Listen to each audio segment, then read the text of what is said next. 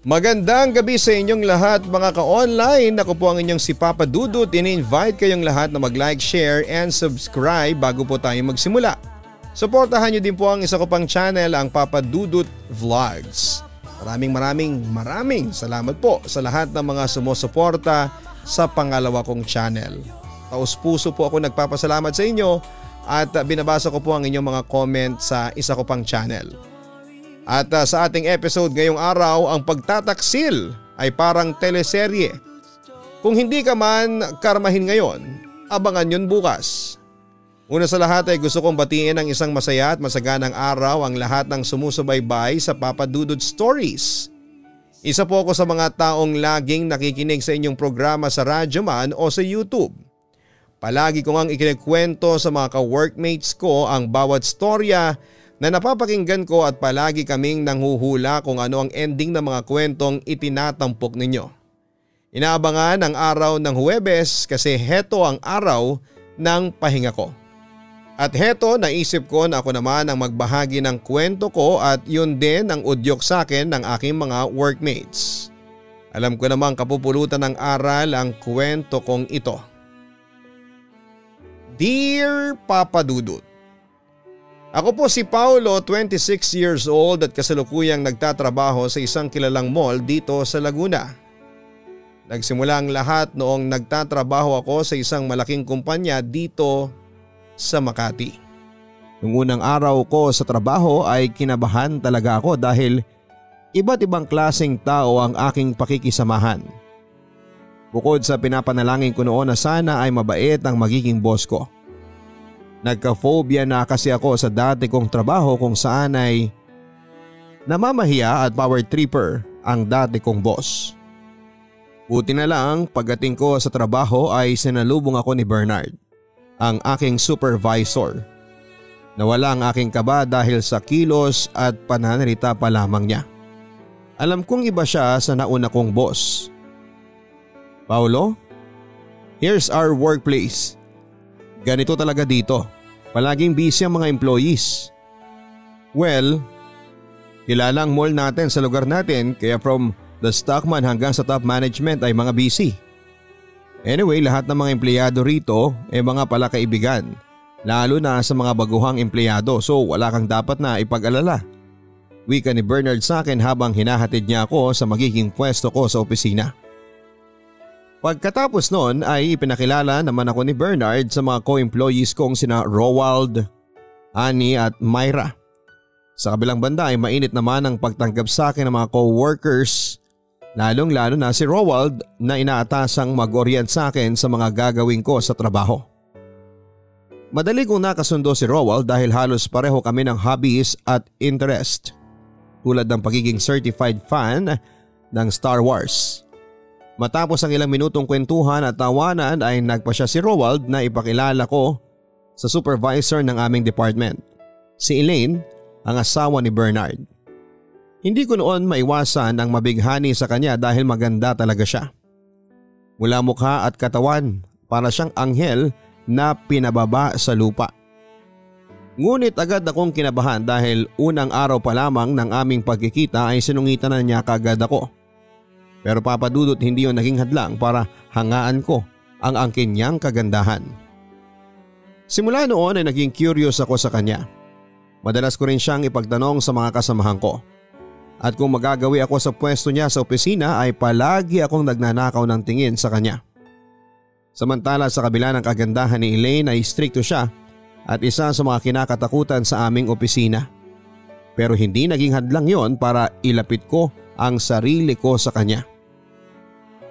Sa aking ikalawang araw sa trabaho ay napagpasyahan kong lapitan ulit ang mailap na supervisor. Good morning Ma'am Elaine, ang bati ko sa kanya. Ngunit sa halip na simangot ay isang ngiti ang sinalubong niya sa akin. Good morning din. Paulo ang name mo, right? Pasensya na ha, medyo makakalimutin talaga ako sa mga pangalan ng mga empleyado, ang sabi niya sa akin. Yes ma'am, Paulo po, magalang kong sagot. Ask ko lang po sana kung yung tungkol sa schedule ng deliveries. Kailangan ko lang po kasi sa report ko bukas para kay Sir Bernard. Pagkasabi ko ng pakay ko sa kanya. Okay, no problem. Wait lang ha. Bibigyan kita ng printouts ng schedule ng deliveries. Ang sabi naman niya sabay abot sa akin ng ilang printed documents. Pagkabigay sa akin ay nagpa siya pa rin akong manatili kahit na ilang segundo para sakaling makakwentuhan ko ang aking supervisor. Kumusta naman ang trabaho mo dito sa opisina? Tanong niya sa akin. Ayos naman po ma'am, magalang kong sagot. Kilala mo na ba ako bilang boss, Paolo? Pagpapatuloy pa ni Elaine. Magalang ko namang sinagot noon ang tanong niya. Nagtanong-tanong na po ako tungkol sa inyo, sabi po nila ay stricto raw po kayo. That's true, stricto talaga ako. Gusto ko kasi na maganda at pulido ang trabaho. Ayaw ko na nagkakamali kasi kapag nagkamali ang isang trabaho niya, apektado na ang lahat. And for your information Paolo, hindi pwedeng madelay ang mga deliveries ha. Iwasan natin yon. Pagpapatuloy niya. Tumango naman ako ng oo bilang sagot. Dapat on time lahat ng deliveries at yung mga dapat nai-encode sa system lahat before and after the delivery. Paolo, bawal kang magkamali sa trabaho mo ha kasi sa bawat pagkakamali mo, milyon ang mawawala sa kumpanya. Dagdag pa ni Elaine. Inorient na niya ako sa mga gusto at ayaw niya nang sa ganon ay magkasundo kaming dalawa. Samantala doon ay nakita kong ngumiti si Elaine noong araw na yon. At doon ko na-realize na mas maganda pala siya kapag ngumingiti. Kaya siguro nagkagusto ang boss ko sa kanya. Mabait pala si Elaine, palakwento rin siya at magaling magpatawa kapag magkasama kami. Pag break time naman ay sinusundo niya ako sa table ko para yayain kumain sa kantin. Wala kasi siyang kasabay at ang boss namin na asawa niya ay laging nag-out of town at minsan ay out of the country pa para sa mga conventions at mga meetings. At dahil sa walang time ang boss ko sa kanya, kaya naging close kami ni Elaine sa isa't isa. Si Elaine lang at si Rowald ang tanging ka-close ko sa opisina. Tahimik lang kasi ako at ako yung tipong kapag hindi mo kinakausap ay deadma lang ako. Pero pagdating kay Elaine ay nagiging madaldal ako, Papa Dudut. Hindi nagtagal dahil sa angking kasipagan ay na-promote ako bilang head ng isang department.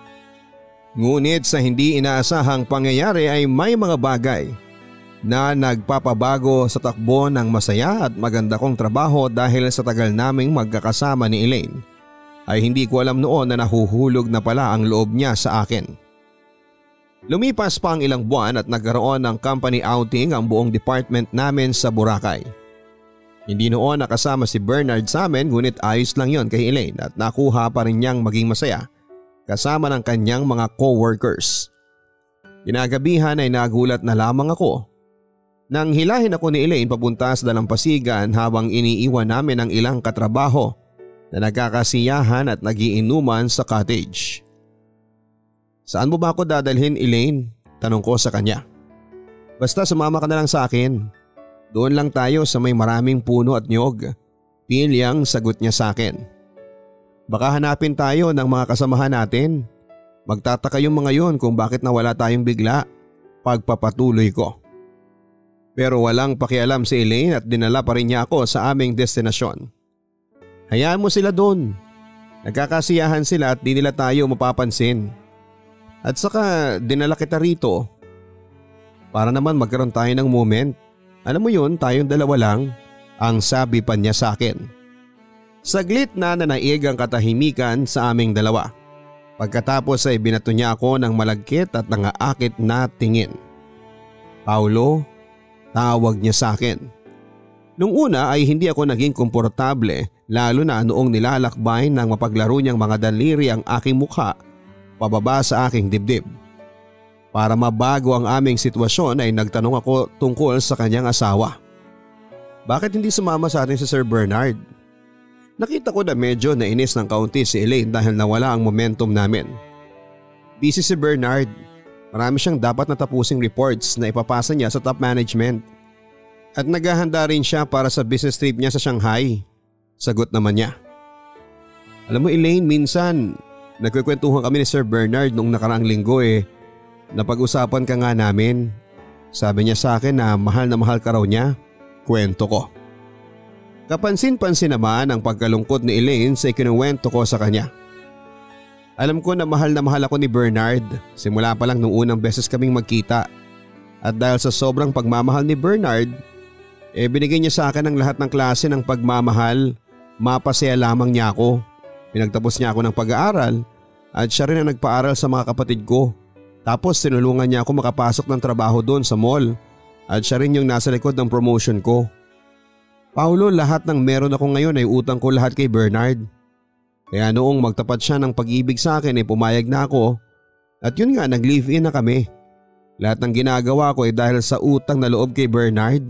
Paglalahad niya. Mahal na mahal mo pala talaga si Bernard. Mahina kong sabi kay Elaine pero agad niyang pinutol ang aking sinasabi. Hindi ko mahal si Bernard. Wala akong nararamdamang pagmamahal sa kanya. Pinilit ko siyang mahalin kaso may isang lalaking dumating sa buhay ko at siya ang mahal ko. Pag-amin ni Elaine sa akin.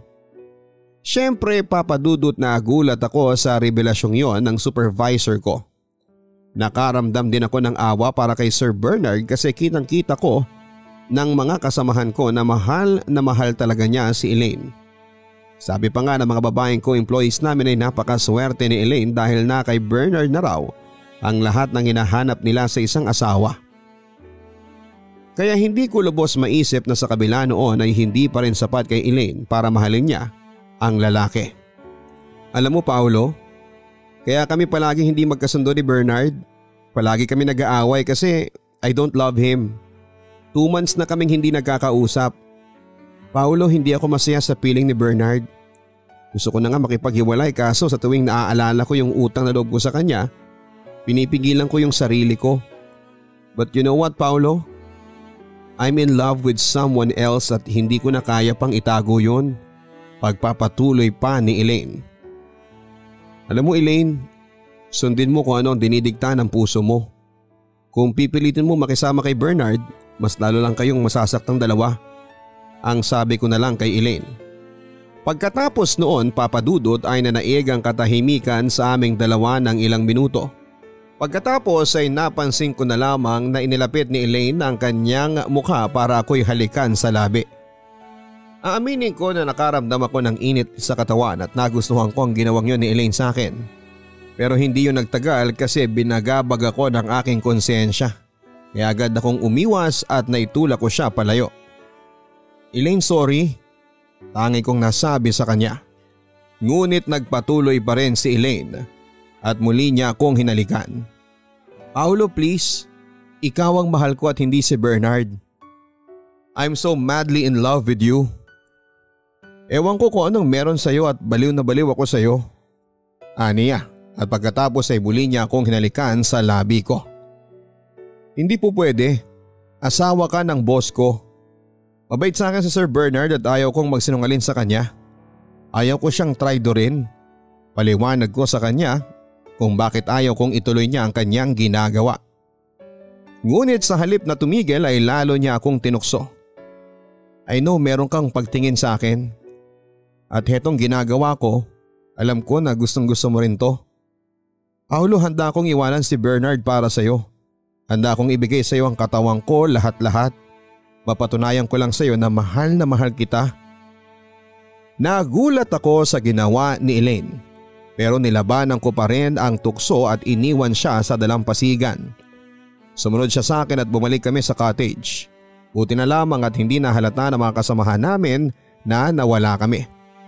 Pero ng gabing yon ay bakas na bakas sa mukha ni Elaine ang lungkot sa pagtanggi ko sa kanyang pag-ibig. Papadudot ng mga panahong yon ay hindi ko alam ang sasabihin ko. Speechless ako kumbaga. Kasi aaminin ko na may nararamdaman din ako para kay Elaine ngunit alam ko na hindi ko pwedeng sabihin sa kanya. Kasi may asawa na siya. Besides ay malaki ang utang na loob ko sa asawa ni Elaine at alam kong malaki ang pagtitiwala niya sa akin. Kaya naman nag-decide na lamang ako na pigilan ang aking nararamdaman para kay Elaine, papadudot. Pagkatapos ng outing namin ay unti-unting nagbago ang takbo ng buhay ko. Nawawalan ako ng konsentrasyon noon dahil palaging si Elaine ang laman ng isipan ko. Dahil doon ay unti-unting may naramdaman na kakaiba sa akin ang mga kasamahan ko. Maski si Elaine ay nagpakita rin ng mga kakaibang kilos kapag nagkikita kami. At dahil doon ay unti-unting nagsilabasan ng mga intriga tungkol sa amin. pero hindi ako nagpa-apekto roon at sa halip ay pinagbutihan ko ang trabaho ko. Hanggang sa isang araw sa opisina, aksidenteng nagkasalubong kami ni Elaine sa hallway at hinila niya ako sa isa sa mga stockroom doon na bibihirang daanan ng mga tao. Doon ay nagkulong kami at parang asong ulol na pinaghahalikan ako. Sobra akong nakaramdam ng discomfort, Papa Dudut, kaya magalang ko siyang pinigilan. Elaine, nasa loob tayo ng opisina. Baka may makakita sa atin dito. Pag-aalala ko. Pero imbes na tumigil ay lalo lang nanukso si Elaine sa akin, Papa Dudut. Huwag mong sabihin sa akin na ayaw mo ang manghalik ko. Tukso pa niya sa akin. Pero hindi ka ba natatakot na makarating itong ginagawa natin kay Sir Bernard? Ano na lang ang sasabihin niya sa atin? Sa'yo. Elaine, mahal ko ang trabaho ko. Ayaw kong mabahiran ang reputasyon kong ito. Ang wika ko sa kanya. Nakita ko sa reaksyon ni Elaine ang sobrang disappointment sa akin. Kaya iniwan niya ako mag-isa sa stockroom. Pag-alis niya ay sinubukan kong recover ang aking sarili at pagkatapos ay muli akong bumalik sa opisina. Papa Dudut, hindi lang yon ang huling beses na bigla niya akong hinila sa stockroom dahil maraming pagkakataon pang naulit yon.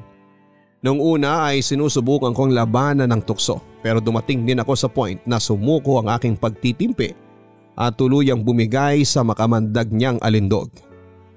Aaminin ko, Papa Dudut, na dumating kami sa puntong nagtatalik na kami sa isa sa mga stockroom, lalo na pag nakauwi na halos lahat ng empleyado. Minsan ay nagmomotel din kami ng paulit-ulit pagkatapos ng trabaho.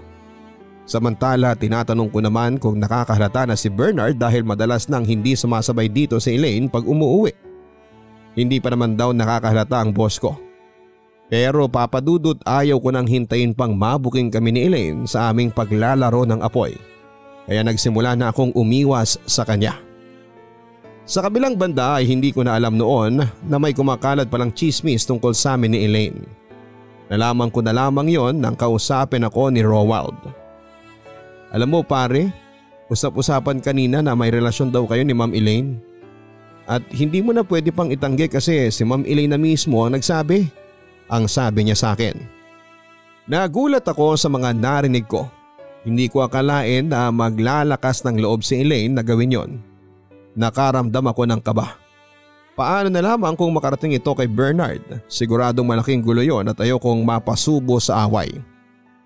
Alam mo bang nagtalo sina Sir Bernard at Ma'am Elaine kanina sa opisina ng boss natin? Sabi ng mga nakarinig umamin daw si Ma'am Elaine na mahal ka raw niya. Umiiyak pa nga siya nung lumabas sa opisina ni Sir Bernard Kwento pa sa akin ni Rowald. Pero Rowald, wala kaming relasyon ni Elaine. Diin ko. Basta pa sinasabi ko sa iyo, tagilid ka ngayon. Hindi mo kilala si Sir Bernard, mapaghiganting tao yun. Mabait siya pero kapag tinuklaw mo siya, hindi lang tuklaw ang igaganti sa iyo. Lalamunin ka niya ng buong buo. Babala sa akin ni Rowald sa gulong hindi ko naman gustong pasukin. Papa Dudut, pagkatapos noon ay lalong tumindi ang chismis laban sa amin. Yung mga inakala kong kaibigan sa loob ay nagsimula ng iwasan ako dahil ayaw nilang mapag-inita ni Bernard. May iba naman na todo sip-sip sa mga boss kaya masama ang pagtrato nila sa akin. That time maraming pagkakataon na napapaaway na ako noon sa mga kasamahan ko. Pero sa huli ay pinagtulungan lamang nila ako. Hanggang sa isang araw ay sinubukan kong kausapin si Bernard para linisin ang aking pangalan. Nung una nag-aalinlangan pa ako dahil baka mauwi lamang kami sa gulo. Pero nilakasan ko na rin ang loob ko nang sa ganon ay matapos na ang gusot na yon. Sir, alam ko po nagalit kayo sa mga nangyari pero sir, hayaan po sana ninyo akong magpaliwanag. Ang sabi ko pero hindi na yon tinapos ni Bernard dahil nagsalita na siya kaagad. Ano naman ang ipapaliwanag mo sa akin, Paolo? Nagtiwala ako sa iyo. Sa iyo ko binilin si Elaine habang wala ako at umaasa ako noon na ikaw ang magbabantay sa kanya pero ano ito? Naging mabuti ako sa iyo, Paolo. At hindi mo mararating ang kinakatayuan mo sa opisina kung hindi dahil sa akin, sumbat sa akin ni Bernard. Oo, Papa Dudut. Maraming nagawang pabor si Bernard para sa akin. Siya ang dahilan kaya tumaas ang posisyon ko noon sa trabaho. Bagamat sinusumbat niya yon sa harapan ko ngayon pero hindi ko siya masisisi. Kaya hinarap ko si Bernard para pasinungalingan ang mga alegasyon laban sa akin. Wala kaming relasyon ni Elaine. Pagtatapat ko sa kanya. Pero sa halip na maniwala ay masasakit na suntok ang aking natanggap mula kay Bernard. Sinubukan kong gumanti ng suntok para ipagtanggol ang sarili ko pero hindi ako nagtagumpay dahil bukod sa malaking tao si Bernard kaysa sa akin ay marami itong alam na martial arts. Sa huli ay napayak na lamang ako sa sakit habang nagmamakaawa sa pananakit ng boss ko. Paulo, huwag mo kong utuin sa mga kasinungalingan mo. Nung nasa outing kayo, umalis kayong dalawa hindi ba? Saan kayo nagpunta? Paulo, noong araw na yon ay may nakakita sa inyo na naghahalikan at kinunang kayo ng video. Nung una hindi ako naniniwala pero noong mapanood ko yon, nanginginig ako sa galit. Pero may nagpayo sa akin na maging kalmado lang ako. Obserbahan kayo ni Elaine at kumbinsido akong may namamagitan sa inyong dalawa. Sigaw pa niya sa akin. Pagkatapos ay iniwanan niya akong parang basang sisiw na namimilipid sa sakit. Ilang buwan pa ang nilagi ko sa loob ng kumpanya pero hindi na natigil ang intriga laban sa akin. Sirang-sira noon ang pagkatao ko sa mata ng mga kasama ko. Tila ba wala na akong rason para magstay pa doon. Pero imbes na mag-resign ako ay mas lalo ko pang tinataga ng sikmura ko. Kinapalan ko na lamang ang mukha ko samantala noong araw na yon ay wala na si Elaine kasi nag-resign na siya sa trabaho. Ang boss ko naman ay panay ang paghihiganti sa akin. Lahat ng problema sa kumpanya ay sa akin sinisisi. Pero alam ko na ang lahat ng yon, lahat ng aberya na nangyayari sa kumpanya ay kagagawa ng boss ko. Inamin kasi sa akin ni Roald na siya ang inutusan ng boss ko para manipulahin lahat ng documents at gamitin ang pangalan ko pati access ko sa system. Pero hindi nagwagi ang boss ko kasi lahat ng yon ay nalulusutan ko. Samantala dahil sa galit ko sa boss ko ay nagpa siya akong maghiganti. Nakipag-live-in ako kay Elaine para lalong asarin si Bernard. Nagbago rin ako sa ugali sa kumpanya at tinira ko ng patalikod ang boss ko. Sa madaling salita ay naging kontrabida ako sa loob ng opisina. Marami tuloy ang nangilag sa akin at may mga naririnig ako na ako raw ay isang ingrato. Pero wala yon sa akin. At mas lalo ko pang pinag-igihan noon ang paghihiganti ko. Sa kabilang banda sa pagli-live-in namin ni Elaine ay naging miserable ang buhay niya sa akin.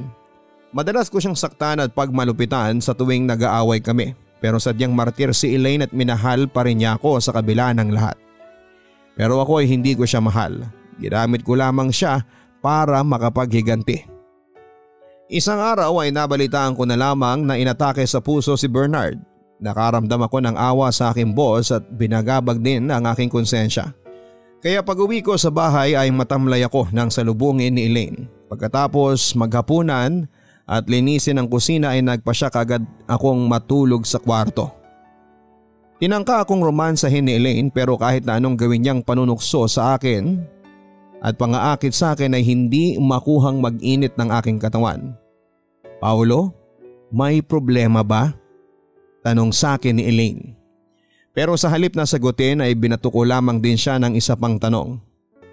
Elaine, mahal mo pa rin ba talaga ako?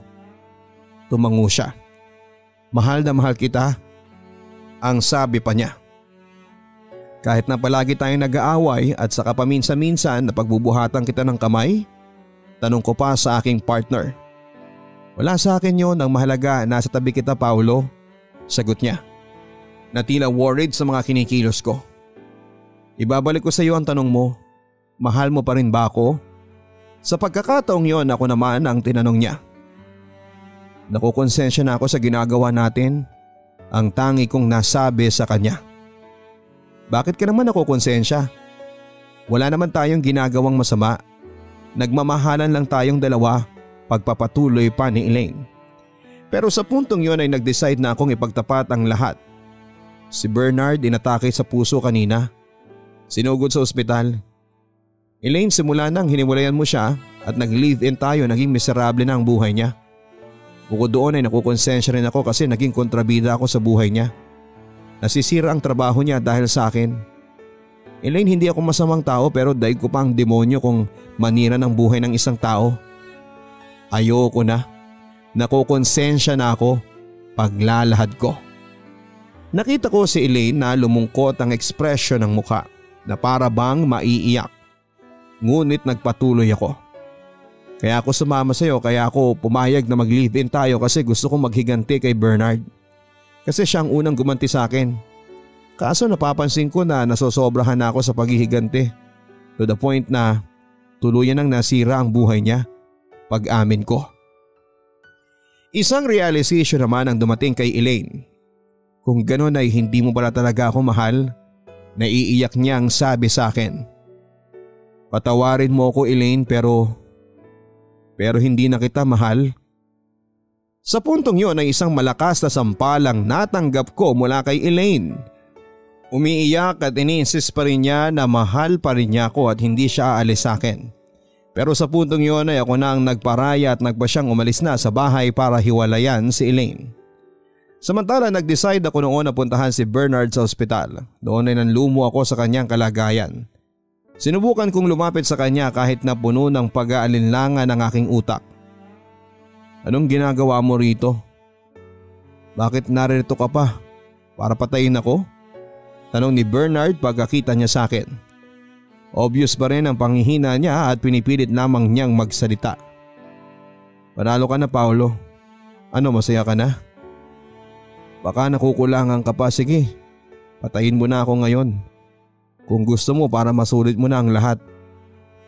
Total rin naman ayaw ko na rin mabuhay pa. Dagdag pa niya habang umiiyak. Bernard, nandito ako para itama ang lahat. Wika ko. Iniwalayan ko na si Elaine kasi hindi na kaya ng konsensya ko ang mga ginagawa ko. Tumingin lamang sa akin si Bernard habang patuloy pa rin na umiiyak. Hindi ako masamang tao Bernard. Ayaw kong nakikita ka ng ganyan.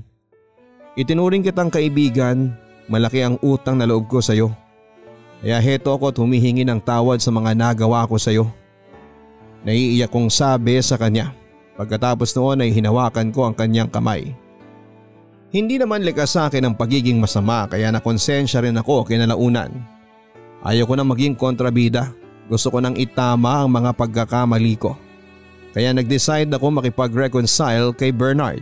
After all ay naging mabuti naman sa akin ang boss ko noon at malaki pa rin ang utang na loob ko sa kanya. Kaya isang araw ay isang mabigat na desisyon ang aking pinakawalan. Papadudot muli kaming nagkita ni Elaine sa beach. Besperas noon ang Pasko at doon ay nagkasama kami ng ilang oras. Doon ay sinamantala ko ang pagkakataon na humingi ng tawad sa kanya na siya naman niyang tinanggap. Paolo, heto na ang pinakamasayang araw ko.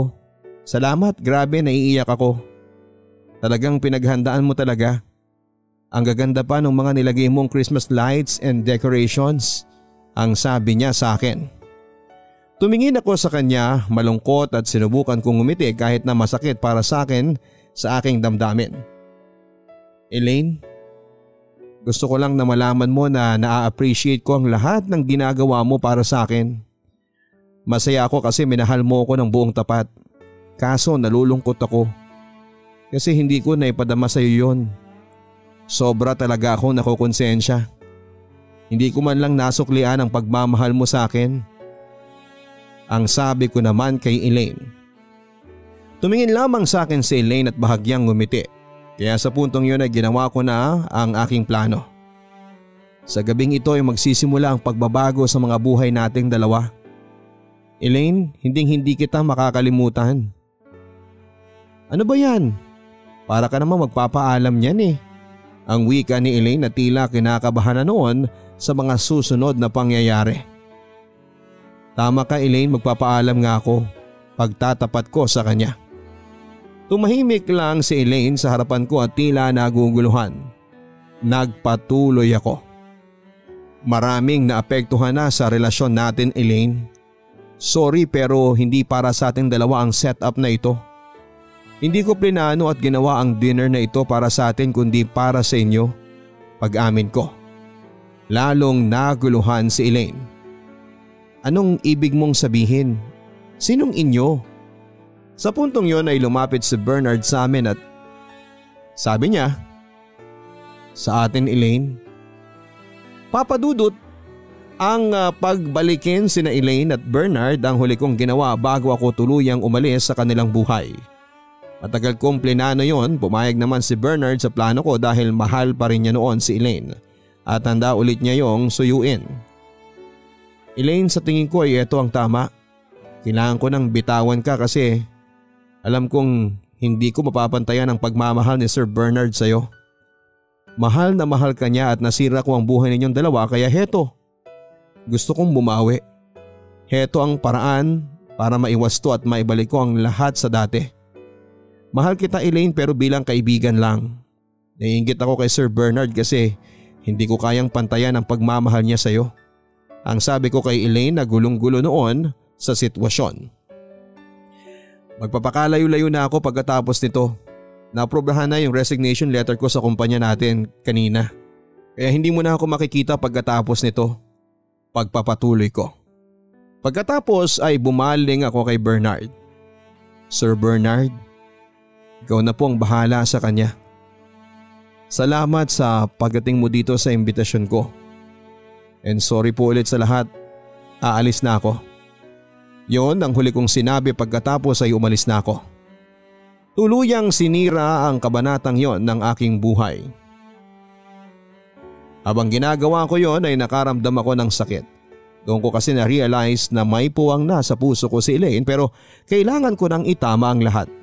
Halos humagulhol ako sa daan habang papaalis. Palayo sa resort na yon. Nag-i-echo sa tenga ko noon ang mahuling tawag ni Elaine sa akin habang umiiyak. Pero nagpakatatag ako. Tinanggal ko ang anumang komunikasyong namamagitan sa amin ni Elaine. Nagpalit ako ng number, nag-resign ako sa trabaho at umuwi na sa probinsya namin. Ginawa ko ang lahat para makapag-move on at makalimutan ang lahat. Sa ngayon ay wala na akong balita kay Bernard at kay Elaine pero habang nabubuhay ako ay hindi ko makakalimutan ang bahaging yon ng aking buhay. Dalangin ko na lamang na sana ay maging masaya sila. Muli ay maraming salamat Papa Dudut sa pagkakataon na basahin ang aking liham sa iyong YouTube channel. Sana ay magdulot po ito ng aral sa lahat na huwag tayong magpadala sa ating mga emosyon at galit at walang magandang maidudulot ang paghihiganti. More power po sa inyong lahat. Lubos na nagpapasalamat, Paulo. Karamihan sa mga nangangaliwa ay nakafocus sa kanilang atensyon sa pagkukulang ng kanilang partner imbes na mag-focus sa kung ano ang meron. Kaya maraming relasyon ang nasisira dahil gusto nating perfect ang ating kapartner na alam naman nating imposible dahil lahat tayo ay may kapintasan.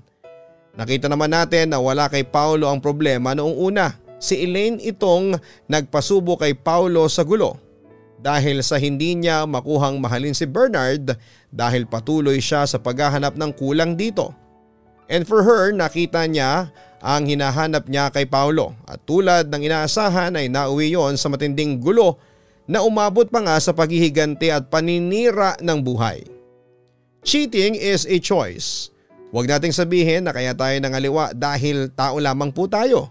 Mali po yun.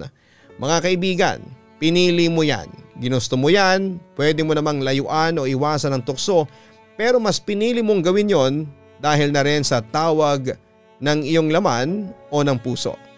Binigyan tayo ng utak ng Diyos para mag-isip-isip sa gagawin nating desisyon sa buhay at binigyan niya tayo ng kakayahan para labanan ng tukso. Kaya wag nating sabihin na hindi mo ginustong mangaliwa, choice mo yan at walang ibang dapat sisihin kundi ikaw lamang. At para kay Paulo, hindi maganda yung ginawa mo na para makapaghiganti kay Bernard ay ginamit mo si Elaine. Pinaglaruan mo siya, sinamantala mo ang kahinaan at pagmamahal niya sa iyo para lamang makaganti kay Bernard. Kahit kailan ay hindi magandang paglaruan ang pag-ibig at lalong masamang gamitin ang pag-ibig sa paghihiganti dahil kadalasang masama ang epekto nito. Hindi lamang sa buhay mo kung hindi pati na rin sa mga taong involved.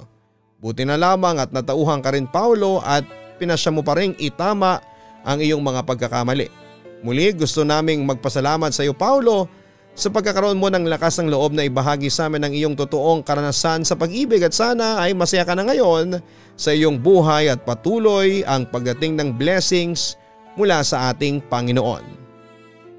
Hanggang sa muli, ako po ang inyong Papa Dudut. Huwag kalimutan na mag-like, share and subscribe.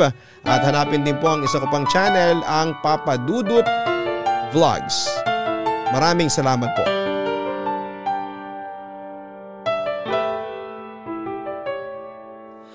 Ang buhay ay mahiwaga, laging may lungkot at saya. Sa Papa Dudut Stories, laging may karamay ka.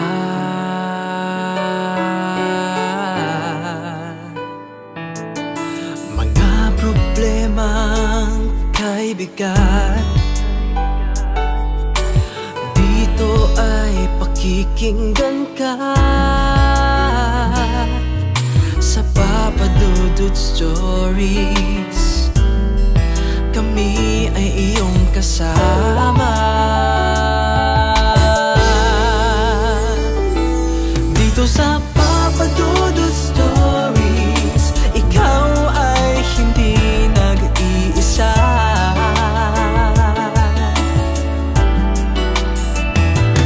Dito sa Papa Dudut Stories, may nagmamahal sa'yo. Papa Dudut Stories, Papa Dudut Stories.